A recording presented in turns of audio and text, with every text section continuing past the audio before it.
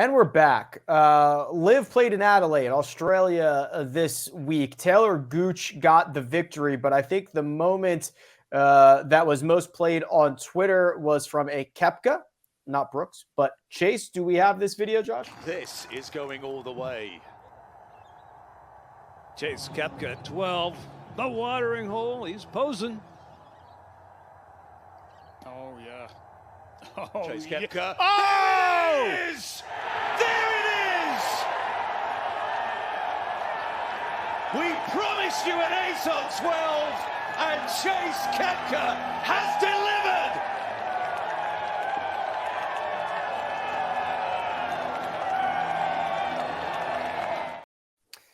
So that hole, Patrick, was that is the idea of essentially what the Phoenix Open has done by taking a par 3, a hole that is, it could be literally anything. You put a stand around, you put some grandstands around it like a stadium, you get everybody all hot and bothered, and you can create some really cool moments. I think it was you tweeting about this that, the formula should be for LIV going to these golf-starved places, bringing some great players there and seeing what you can get out of it. Exactly. And it's really, innovative of LIV to do something like this. I don't think we've ever seen a hole set up like that before anywhere in the world, unless I'm forgetting, I don't know, like Scottsdale or something. I'm not quite sure.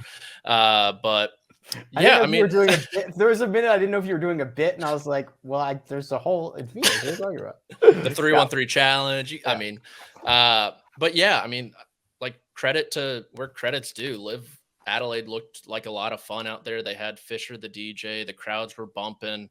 That whole video I could dissect for years, potentially. You see the guy going up to celebrate with Chase Koepka. Did he pull his hammy? Did he step on something? You know who that is? That's Sam Horsfield. He plays for the Majestics. He withdrew after the second round because he hurt his hamstring, but he was still aggressively running up to. I didn't know that. That looks like it's going to be painful. Oh my gosh! And his captain. I mean, he's the lone non-captain on the Majestics, and I don't know if I'm Ian Poulter how I feel about that. Who was playing with Chase Koepka? If I see my guy running, potentially re-aggravating that hammy. And then you see Chase Koepka scream, "I am him." Yes. I am him. Chase, I don't know about that. And then the comedian Bert, I don't know his last name. I think it starts with a K. He was in the stands. If you look at the final couple seconds, he's just shirtless in the stands. So that pretty much sums up the event. But I think they kind of knocked it out of the park this week. You had Taylor Gooch, who almost completely collapsed. Yeah. And it's kind of like a car crash. It's one of those things where you can't take your eyes off type of situation, where I think he was like 3 over through 10 or something.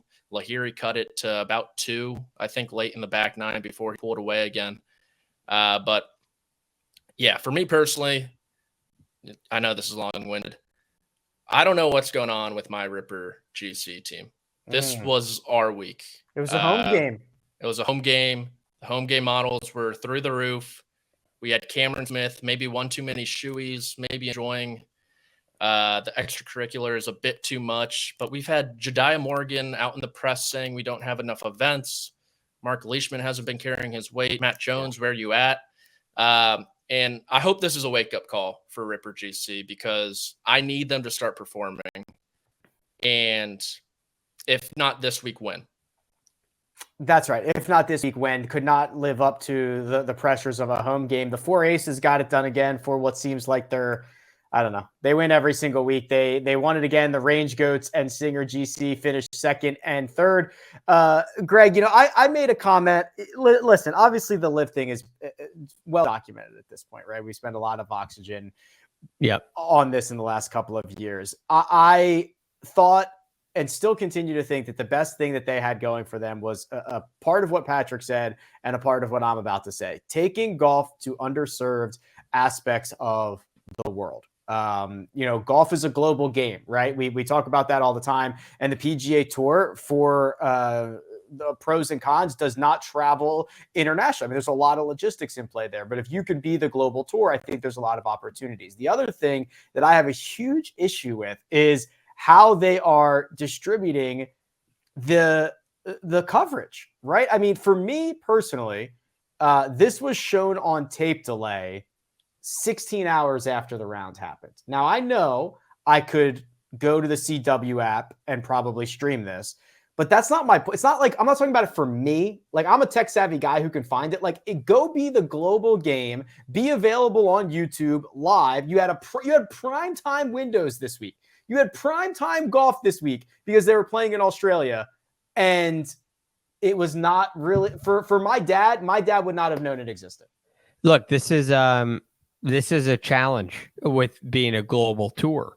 Yeah. It's a big challenge because there aren't really, other than YouTube, I guess you're looking at internet services. But when it comes to cable TV or network television, you're not talking about global networks. And so that becomes a real challenge. And so, again, there are a couple of things that don't match when it comes to a global game. One thing with a global game is you go to Australia once, you go to South America once, you go to England once, you go to, somewhere in Southeast Asia once. And by the time it's all said and done, you've been all over the world with an event. But have you created a, core group of fans? So there's this is not a knock on LIV Golf, but it's just kind of my philosophy when it comes to any kind of business. You want to build a core, right? You want to build a core group of fans, and then you slowly expand, but you maintain your core. Your core is your most important thing. That's why I think the PGA Tour has been really successful. They've gone to the same stops year over year over year. And when they leave, you can watch them on TV the next week. Right. I went to the Travelers. That was the first PGA Tour event I ever went to.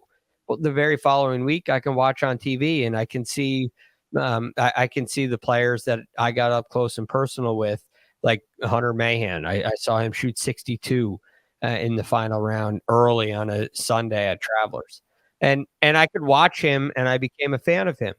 But when all of a sudden you're jumping over time zones and it's difficult to follow in the broadcasting, I think that creates a couple of mismatches. So look, these are things that every startup has to figure out. I think there will be a challenge, but the biggest mismatch with this new TV deal is you're trying to be a global tour and you've gone to a very small, a very small niche cable network in the US. And does that limit your flexibility for events like this?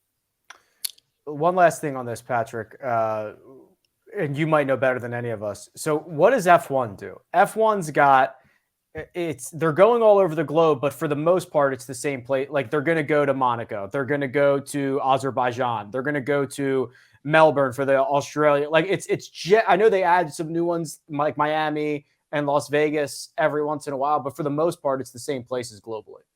Yeah, to Greg's point, they've kind of created these well-known stops. Like Monaco has like rich history. It's a race that every racer wants to win. And just recently, they've expanded to the United States. You said Miami, Austin. They're obviously building in your neck of the woods as well for Las Vegas. It's massive. I drove by it the other day. It's ridiculous what they're doing. They're already building the paddock, I believe. Yeah. I think Greg hit it just the nail on the head, where you kind of have to establish your hubs, your zones where you go every year. And maybe that is, it is only year 2. Maybe that is a Valderrama, which is on the schedule this year. It very well could be. Yeah, or like in Australia. But I just agree with Greg. You got to kind of create those and then branch out from there. And it's tough. It's a juggling act. What do? Do you go to places the PGA Tour has never been before, or do you kind of play it safe with these hubs that golf fans are around? And I certainly don't have the answers for that. But TV-wise, I thought an interesting part of it was I think you have to pay for their app now for streaming. I believe that came out this week. It's like $70 for the year or something. For LIV or for CW? For LIV Plus. It's like their mobile streaming app. So when it's only on the CW app on Friday, I believe, and then the other 2 days are on TV. So if you wanted to watch it live, not on tape delay, I believe you could have seen it through that for United States people. I could be wrong, but I saw a few screenshots saying you got to pay now for that, which is an interesting move. Very interesting. $2 billion, $70 at a time. Good idea. Got to recoup it somehow. That and T-shirts.